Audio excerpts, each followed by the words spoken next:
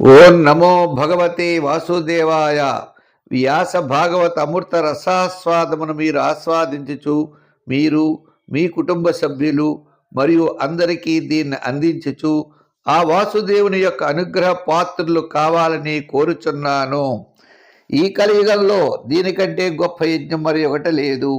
కదంబ సోన కొండలం సుచారు గండ మండలం వ్రజాంగనైకవల్లభం నమామి కృష్ణ దుర్లభం. యశోదయా సమోదయా సగోపయా సనందయా యుతం శుభైకదాయకం నమామి గోపనాయకం. కృష్ణం వందే జగద్గురుం. ఓం శ్రీ మహాగణాధిపతయే నమః. ఓం నమో శ్రీ లక్ష్మీ వెంకటేశ్వర స్వామినే నమః. ఓం నమో భగవతే వాసుదేవాయ. నారాయణం నమస్కృత్య నరం చైవ నరోత్తమం దేవీం సరస్వతీం వ్యాసం తతో జయ ముదీరయేత్. వ్యాసం వసిష్ఠనప్తారం శక్తే పౌత్రమకల్మషం పరాశరాత్మజం వందే సుఖతాతం తపోనిధిం. శ్రీ గురుభ్యో నమః. పితృభ్యో నమః. మాతృభ్యో నమః. ఋషిభ్యో నమః. మరి ఆ భగవానుడు వాసుదేవునికి వ్యాసుడికి కూడా ప్రణామాలు మనం సమర్పించుకుంటూ ఈరోజు అష్టమ స్కందం, వ్యాస ప్రణీతమైన అష్టమ స్కందంలో 16 అధ్యాయంలో మనం ఉన్నాం. ఈ యొక్క రాక్షసులు దేవతలకి యుద్ధం జరిగినప్పుడు యుద్ధం జరగడానికే ఉంది. బలిచక్రవర్తికి ఈ శుక్రాచార్యుడు వీరందరూ కూడా తమ యొక్క శక్తులను ధారపోస్తే ఆ బలిచక్రవర్తి ఇంద్రుడి మీదకి యుద్ధానికి వెళ్ళాడు. అప్పుడు ఇంద్రుడు ఏం చేశాడు, తన గురువైన బృహస్పతిని పిలిచి, ఈ బలిచక్రవర్తి ఒకసారి నా చేత ఓడిపోయి ప్రాణాలు కూడా పోయి వెళ్ళిపోయిన వాడు మళ్ళా ప్రాణములు పోసుకుని, శుక్రాచార్యుడు ఏం చేశాడంటే తన సంజీవని విద్య ద్వారా బలిచక్రవర్తిని బతికించాడు. ఆ విద్య ద్వారా బలిచక్రవర్తి పునర్జన్మ పొందినవాడై తిరిగి యుద్ధానికి వస్తున్నాడు ఇప్పుడు అనేటప్పటికీ ఆ బృహస్పతి అన్నాడు, ఇప్పుడు మనం అతనితో యుద్ధం చేస్తే తప్పనిసరిగా ఓడిపోతాం, చాలామంది ఇబ్బంది పడతారు, అంచేత మనం ఈ స్వర్గాన్ని వదిలిపెట్టి వెళ్ళిపోవడమే మంచిది అని చెప్పాడు. అతను ఒక్క శ్రీహరికి తప్ప ఇంకెవ్వరి వలన కూడా ఇది సాధ్యం అవ్వదు అని చెప్పేశాడు ఆయన. చెప్పిన తర్వాత దేవేంద్రుడు ఆ దేవతలందరినీ పిలిచి వారి వారి రూపాలని ధరించి స్వర్గలోకం నుండి వారంతా కూడా నిష్క్రమించారు. నిష్క్రమించిన తర్వాత బలిచక్రవర్తి స్వర్గాధిపత్యాన్ని పొంది ఆ స్వర్గలోకం నుండే ముల్లోకాల్ని జయించి త్రిలోకాధిపతి అయ్యాడు. ఎవ్వరూ కూడా అతన్ని ఓడించలేనటువంటి మహాశక్తి సంపన్నుడై అనేకమైనటువంటి యజ్ఞయాగాది కృతువులు చేస్తూ అతని యొక్క సద్గుణాలని చాటుకుంటూ, ఎంత లేదన్నా రాక్షస కులంలో పుట్టాడు కదండి, అయినా సరే ఆ బలి చక్రవర్తి యొక్క గొప్పతనాన్ని చాటుకుంటూ అతని జీవనాన్ని సాగిస్తూ ఉన్నాడు. ఇలా ఉండేటప్పటికీ కశ్యప మహర్షి, ఈ కశ్యప మహర్షి తపస్సమాధి నుంచి మేల్కొన్నాడు. కశ్యపుని యొక్క భార్య అదితి, ఆమె దేవతలకి తల్లి. దితి యొక్క సంతానం దైత్యులు, అదితి యొక్క సంతానం దేవతలు. ఈ అదితి యొక్క సంతానం ఎప్పుడైతే మరి దైత్యులు ఆక్రమించుకుని వీళ్ళని వెళ్ళగొట్టారో, దేవతలు తలో చెట్టుకి పుట్టగా అన్నట్లుగా వాళ్ళు తలో చోటకి వాళ్ళు వెళ్ళిపోయారు. ఇంద్రుడు కూడా వేరే చోటకి వెళ్ళిపోయాడు. వీరి తల్లి అయినటువంటి అదితి కూడా ఒక అనాథలా బతుకుతూ జీవోత్సవంలాగా, అంటే ఏమిటి, అన్నీ ఉన్నాయంటే ఉన్నాయి, లేవంటే ఏమీ లేవు. ఆమె దేవతలకు తల్లి మాత్రమే. ఇలా ఉంటూ ఉండే సమయంలో కశ్యపుడు తన తపస్సమాధి నుండి మేల్కొని అదితి యొక్క ఆశ్రమానికి వచ్చాడు. ఏకదా కశ్యపస్తస్య ఆశ్రమం భగవాన్ అగాత్ నిరుత్సవం నిరానందం సమాధే విరతశ్చరాత్. అక్కడ సుఖశాంతులు కానీ ఉత్సాహం కానీ అక్కడ ఏమీ కనపడలేదు. అదితి ఇంట్లో ఆయన వచ్చేటప్పటికి ఆయనకు అనుమానం వచ్చి అన్నాడు, కూర్చుని ఆమెతో ఇలా అన్నాడు, కళ్యాణి, ఇప్పుడు బ్రాహ్మణులకు ఎట్టి ఆపదలు కలగలేదు కదా, మీ యొక్క ధర్మాలన్నీ మీరు సక్రమంగా నిర్వర్తిస్తున్నారా? ధర్మార్థ కామాలను ఆచరించడంలో ఏ విధమైనటువంటి విఘ్నాలు వాటిల్లలేదు కదా? గృహ కార్యాలయందు నువ్వు నిమగ్నమై అలసిపోయి ఉన్నట్టు ఉన్నావు. నీ ఇంటికి వచ్చినటువంటి అతిథుల్ని సక్రమంగా పూజిస్తున్నావా? అతిథులు లేనిటువంటి ఇల్లట నక్కల నివాసానికి స్థానం లాంటిదట. అతిథులు రోజు రావాలటండి. చాలామంది బయటికి వెళ్ళి 12 గంటలకు ఎవరు వస్తారా అని ఎదురు చూస్తూ భోజనానికి ముందర వారిని భోజనానికి పిలిచేవారు. అతిథి అభ్యాగతి అని. ఆ విధంగా అతిథులను పూజించడం చాలా గొప్పది. గృహాత్ అపూజితాయాత ప్రత్యుత్థానేన వా క్వచిత్. గృహ కార్యాలన్నీ కూడా సక్రమంగా చేస్తున్నావా శుభాంగి? బ్రాహ్మణులు, అగ్ని, ఈ సమస్తమైనటువంటి శ్రీహరికి ముఖము లాంటి వారు. బ్రాహ్మణోస్య ముఖమాసీత్ బాహూరాజన్యకృత అని పురుష సూక్తం. బ్రాహ్మణోస్య ముఖమాసీత్, విష్ణుమూర్తి యొక్క ముఖం బ్రాహ్మణులు అని. అటువంటి వారిని నువ్వు గౌరవిస్తున్నావా? నువ్వు సదా ప్రసన్నరాలవై ఉంటున్నావా? ఇప్పుడు నీ ముఖ లక్షణాలు చూస్తే నీ మనస్సు ఏదో ఒక ఆందోళన చెందుతున్నట్లున్నది అన్న. ప్రభు, నేను నిరంతరము మిమ్మల్ని స్మరిస్తూ ఉన్నాను, మీ క్షేమమే తెలుసుకుంటూ ఉన్నాను. నాలో కోరికలు ఏముంటాయి స్వామి? నేను నీకు దాసీదాన్ని. నీవు నా శ్రేయస్సును గూర్చి ఆలోచిస్తూ ఉంటావు. మీ యొక్క మర్యాదలను కాపాడే దానిని ఏం చెప్పమంటావు స్వామి? ఆ దైత్యులు ఉన్నారే, మన వాళ్ళందరినీ కూడా ఓడించారు, మన సంపదలన్నీ అపహరించారు, వారి ముల్లోకాలకి అధిపతి ఉన్నారు, మా యశస్సును కూడా తీసుకున్నారు. రాజ్యాలు వాళ్ళు తిరిగి పొందేటట్లుగా ఏదైనా ఒక ఉపాయం ఉంటే చెప్పండి అని అదితి కశ్యప ప్రజాపతిని అడిగింది. ఆయన ఆలోచించారు. చిన్న మందహాసం చేస్తూ ఆమెతో ఇలా అన్నాడు, ఇది ఎంత ఆశ్చర్యం! ఇదంతా కూడా భగవంతుడి యొక్క మాయ బలమైనది. నేను, నాది, ఇవన్నీ దేనికి? ఆధిపత్యాలు ఏమిటి? ఇవన్నీ ఏమిటి? ఈ స్వర్గం ఏమిటి? సుఖాలు ఏమిటి? ముముక్షువులు, మోక్షం కోరేవారు వీటిని దేన్ని ఆశ్రయించరు. శ్రీమన్నారాయణుడి యొక్క పాద పద్మములనే ఆశ్రయిస్తారు వారు. వారికి తెలుసు ఇదంతా కూడా మాయా ప్రపంచమని. క్వదేహ భౌతిక అనాత్మ క్వచ ఆత్మ ప్రకృతే పరః.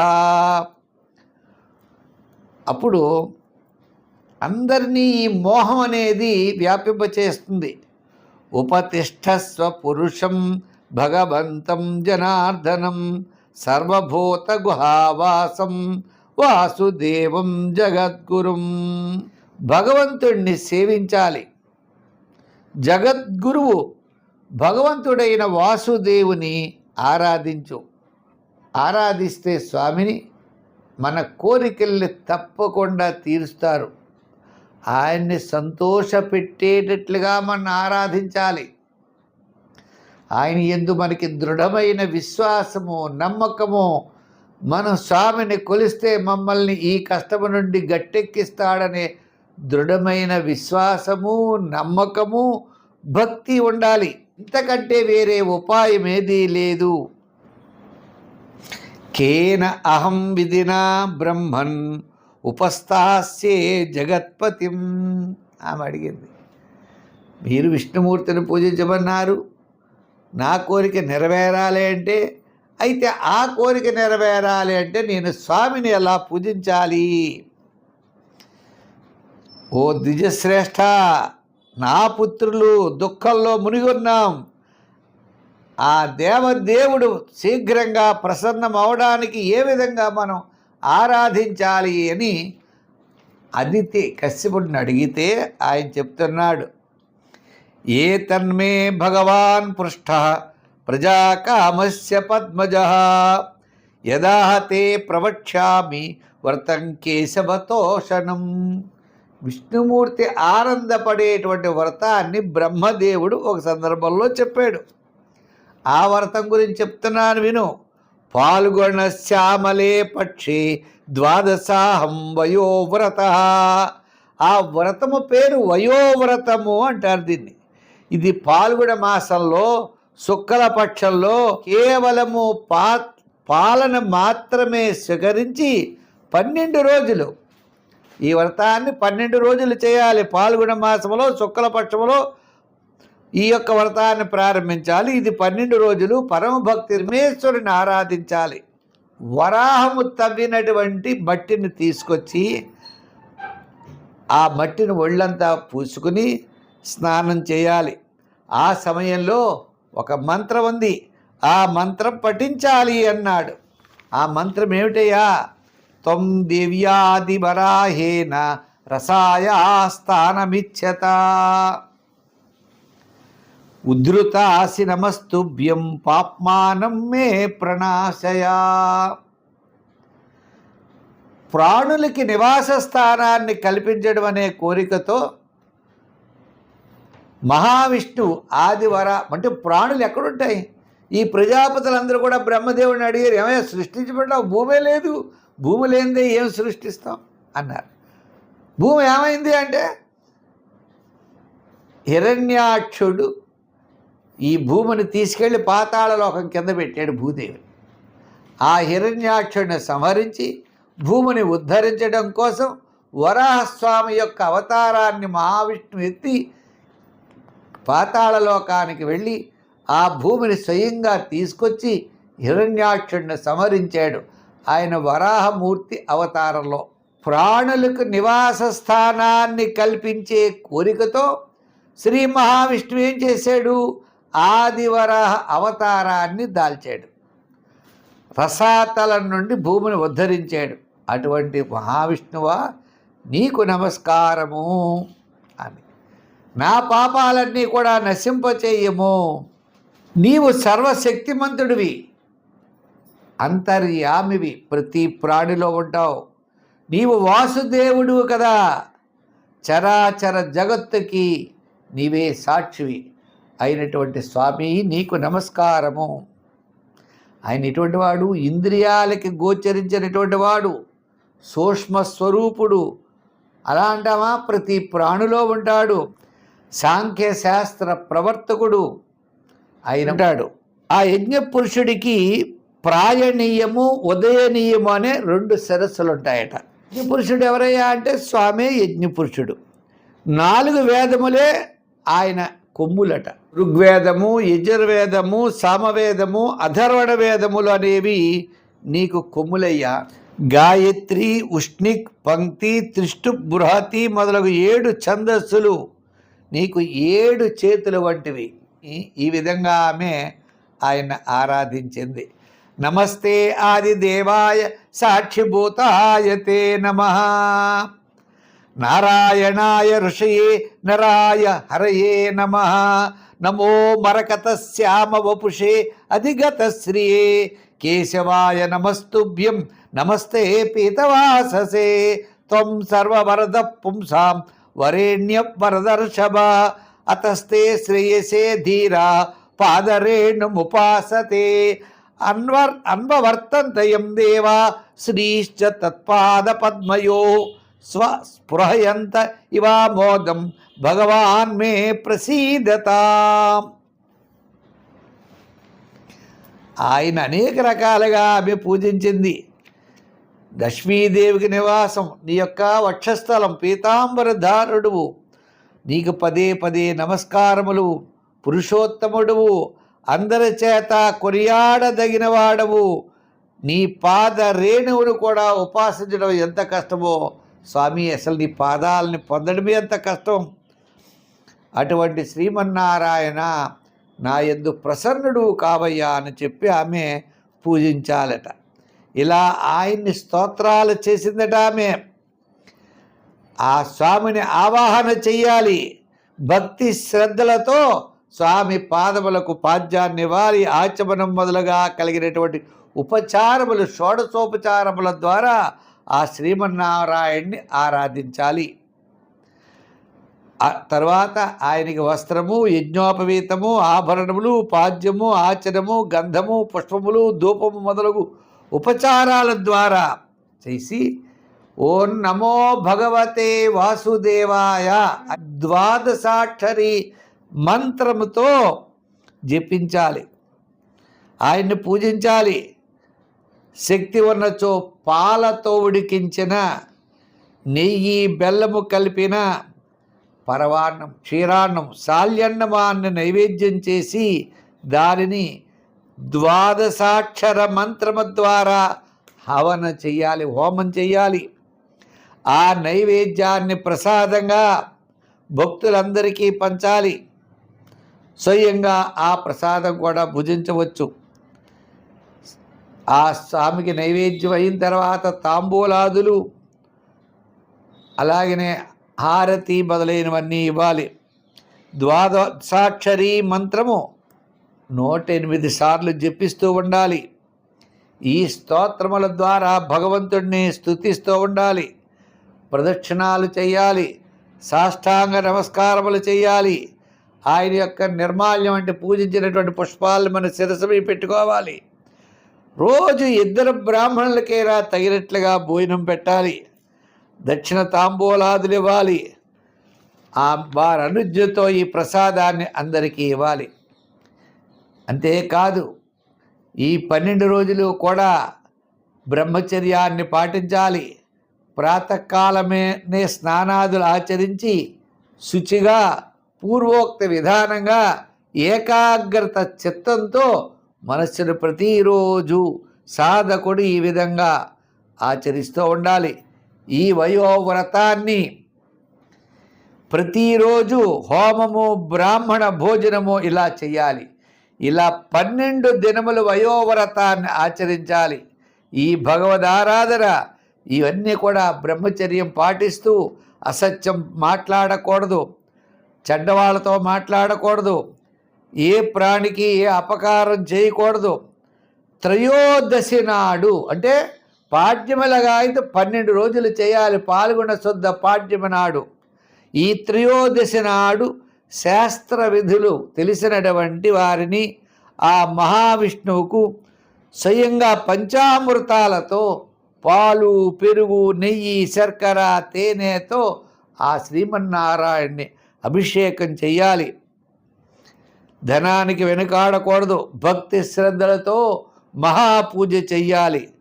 పాలతో పాయసాన్ని వండి మహావిష్ణువుకి నైవేద్యం చెయ్యాలి. ఏకాగ్రత మనస్సుతో స్వామిని పూజించాలి.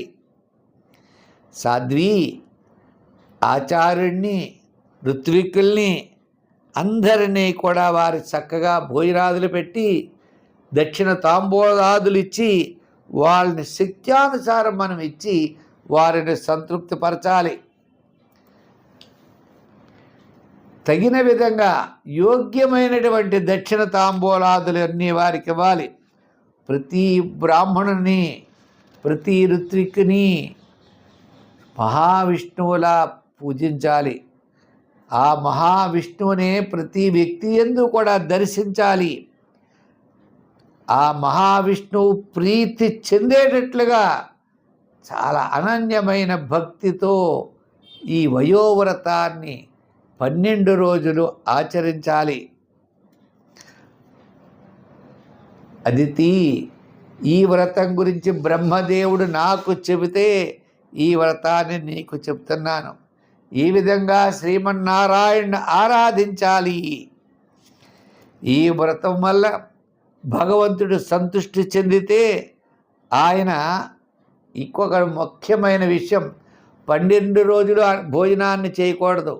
కేవలము పాలు క్షీరాన్నం మాత్రమే భుజించాలి. క్షీరాన్నం అంటే ప్రసాదం, ఆ స్వామికి పెట్టిన ప్రసాదాన్ని భుజించాలి. మిగిలిన 12 రోజులు బ్రహ్మచర్యం పాటిస్తూ పాలన మాత్రమే స్వీకరించాలి అని ఇది ఇంట్లో చెప్పినటువంటి విషయం. ఈ వ్రతం వల్ల ఆ భగవంతుడు సంతుష్టుడవుతాడు. ఇది సర్వయజ్ఞం అంటారు, సర్వవ్రతం అని కూడా దీన్ని అంటారు. ఈ వయోవ్రతం అదోక్షుడిని ప్రసన్నం చేసుకున్నట్లయితే, ఉత్తమమైనటువంటి నియమాలు మనం పాటించినట్లయితే ఆయన మన యొక్క కోరికల్ని తీరుస్తాడు. ఈ వ్రతాన్ని సంయమనంతో, ఓపికతో, పట్టుదలతో, భక్తితో, నమ్రతతో స్వామిని మనం కొలవాలట. సంయమనం చాలా అవసరమన్నారు. తస్మాత్ ఏతద్వ్రతం భద్రే ప్రయత శ్రద్ధయాచరా. శ్రద్ధతో ఆచరించాలి. భగవాన్ పరితుష్టతే వరానా సువిధాస్యతి. నీ యొక్క కోరికలను స్వామి తీరుస్తాడు. ఆయన సంతోష పెట్టినట్లయితే ఈ వయోవ్రతాన్ని పాల్గొన మాసంలో అమావాస్య వెళ్ళిన పాడ్యమ లగాయితూ 12 రోజులు కూడా ఈ వ్రతాన్ని, వయోవ్రతాన్ని పాటించాలి అని చెప్పాడు. కశ్యపుడు అదితికి ఈ వ్రత విధానాన్ని చెప్పాడు. ఆమె చాలా భక్తి శ్రద్ధలతో ఈ వ్రతాన్ని ఆచరించింది. మరి ఈ వ్రత ప్రభావం వల్ల శ్రీమన్నారాయణుడు ప్రత్యక్షమవుతాడు, అదితికి వరాన్ని ఇస్తాడు. అదితి పుత్రుడుగా వామనావతారం ఎత్తుతారని చెప్పి స్వామి చెబుతాడు. అటువంటి విశేషాలన్నీ కూడా రేపు మళ్ళీ మనం తెలుసుకుందాం. చాలా అత్యద్భుతంగా ఉంటుంది. అసలు వామనావతారం వింటేనే గొప్పట. అసలు వయోవ్రతము అనే వ్రతం, ఈ వ్రతం మన అందరం కూడా ఆచరించవచ్చు. పాడ్యములగా అయితే 12 రోజులు ఈమె వ్రతం చాలా విధి విధానాలుగా, చాలా శాస్త్ర ప్రకారం ఈమె చేసింది అన్నారు. ఆ విశేషాలన్నీ కూడా మనం రేపు తెలుసుకుందాం. మరి ఆ భగవంతుడి యొక్క అనుగ్రహం మీకు మాకు అందరికీ ఉండాలని చెప్పి కోరుకుంటూ, ఆ వామనుడు, ఆ మహావిష్ణువు యొక్క అనుగ్రహం అందరికీ ఉన్నట్లయితే మనం అన్నింటా విజయం సాధిస్తాం. జన్మార్జితమైనటువంటి పాపాలన్నీ నశిస్తాయి. అఖండ ఐశ్వర్యంతో, ఆయుష్తో, ఆరోగ్యంతో అందరూ ఉంటారని చెప్పి కోరుకుంటూ, సర్వే జన సుఖినో భవంతు. స్వస్తి.